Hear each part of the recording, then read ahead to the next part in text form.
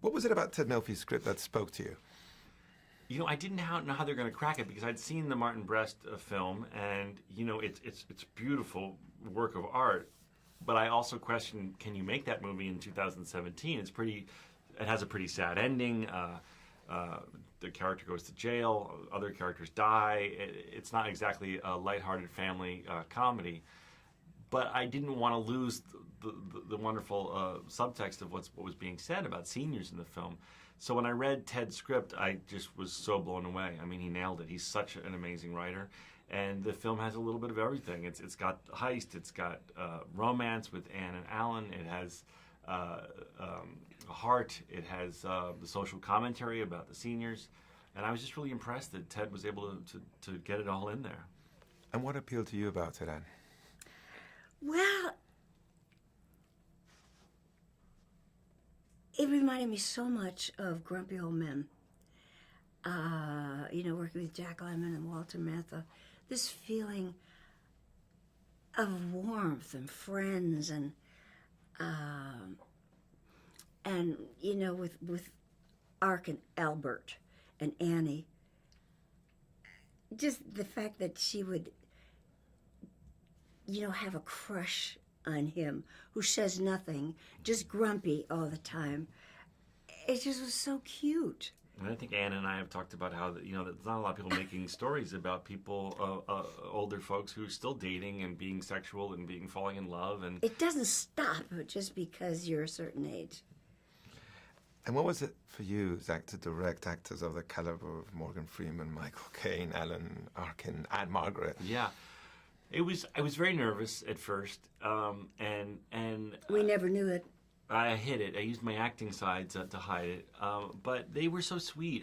They really never made me feel inferior at any moment. And it was just a really collaborative thing. Ideally, the film set I like to run is where it's collaborative and we're all getting along and we're laughing and to testament to all four of them, they never made me feel like I was, you know, that annoying little 40-year-old.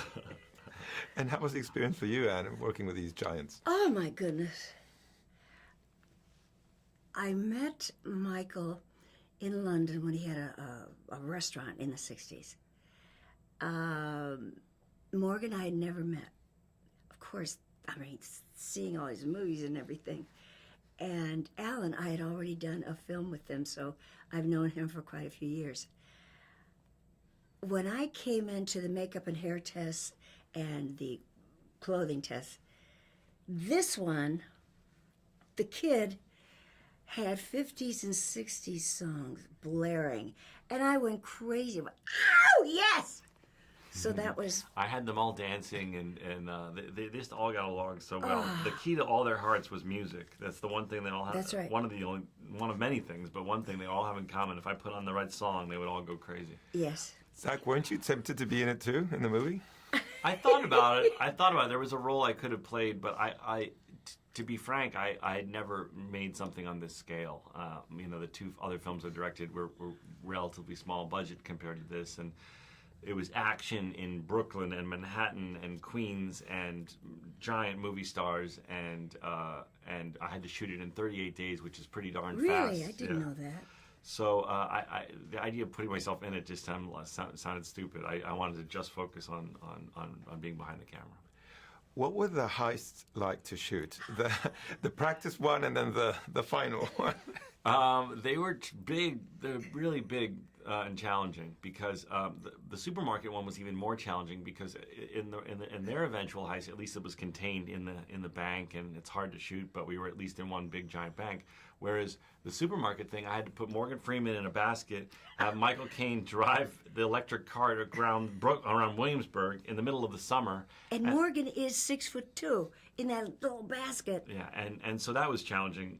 But those guys really did all of it. I thought I was going to have to use stuntmen, and they did most of it. Traffic. Yeah, they're weaving through traffic, Oh my gosh. and it was very hot. It was warm. You know, movies that are fun to watch are not always fun to make, but it really seems like you guys had a fun time on this one. Oh, yes. We laughed a lot. I looked forward every day. Yes. We laughed a whole lot, and there's this warmth. You know, the movie's about friendship and family, and if you looked at these four, luminaries on set, they became this great group of friends, and I think it really shows in the film. And also, the crew, hey, how you doing? How you doing? Okay. I loved it. That's Ann-Margret doing a New York Teamster, I think. Yeah. How was New York? Because you shot all over the place. We shot all over the place, and it's hard to shoot in New York. I mean, you have the greatest crews, but we was the dead of summer. It was so darn hot, and we're doing action with these guys all across the city. And Morgan Freeman and Michael Caine can't walk 2 feet without a crowd forming. And this is their 6th movie together. So it was definitely a challenge. You mentioned before how you've worked on smaller movies before. This is a studio movie that feels also intimate, like a small movie. It seems like it has it all. They don't really make movies like this anymore. Thank you so much. That's a great interesting, compliment, isn't it? I like that. What do you think? Do you agree?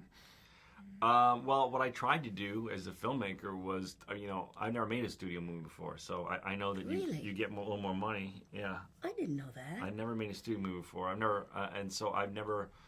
Obviously you have a bigger budget, you have a bigger crew, everything's bigger. But I really was just focused on making and directing the same way that I was taught to do when I make the smaller films.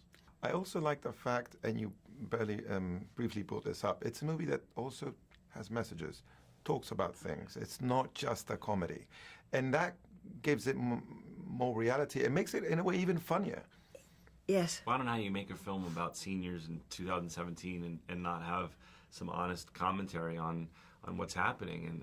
And Michael Caine has a line in the film where he says, worst case scenario, I'd have a bed, 3 meals a day, and better health care than I have now if I was in jail. So he's making a joke, but these are all very pertinent issues today, and it would be dishonest to not have them come up in the film. I love when he makes a toast to us when we're getting married.